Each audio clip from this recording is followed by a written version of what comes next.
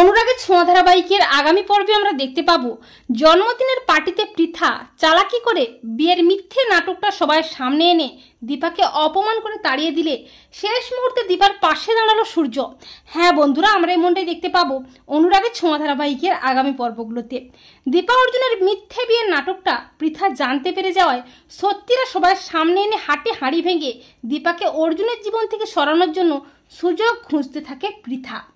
নতুন বছরের প্রথম দিনে দীপার জন্মদিন, তাই অর্জুন দীপাকে জন্মদিনে সারপ্রাইজ দেওয়ার জন্য একটা পার্টির আয়োজন করে। আর পৃথা সেই পার্টিতে সত্যিরা সবার সামনে আনার জন্য প্ল্যান করতে থাকে। পার্টি শুরু হয়ে যায়, পার্টিতে সবাই চলে আসে আর অর্জুন দীপাকে আংটি দিয়ে প্রপোজ করে তার মনের কথা জানায়। আর দীপাও অর্জুনের ভালোবাসার ধরা দিয়ে অর্জুনের দিকে হাতটি বাড়িয়ে দেয়। তখন অর্জুন যখনই দীপার আঙুলে তার ভালোবাসার আংটিটা পরাবে করে, ঠিক তখনই পৃথা বলে, দাঁড়াও, দীপা অর্জুনের বিয়েটা সত্যি নয়, ওরা মিথ্যে বিয়ের নাটক করে চলেছে। তা শুনে চমকে যায় সবাই।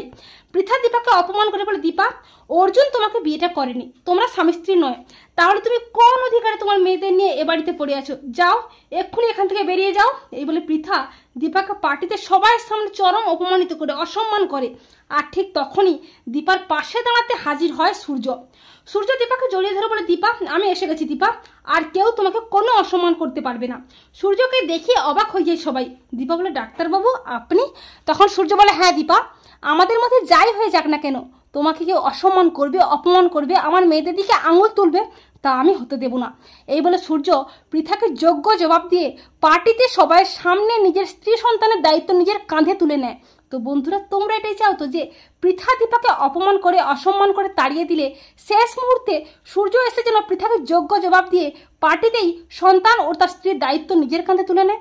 কমেন্ট করে জানিয়ে দাও তোমাদের মতামতটি।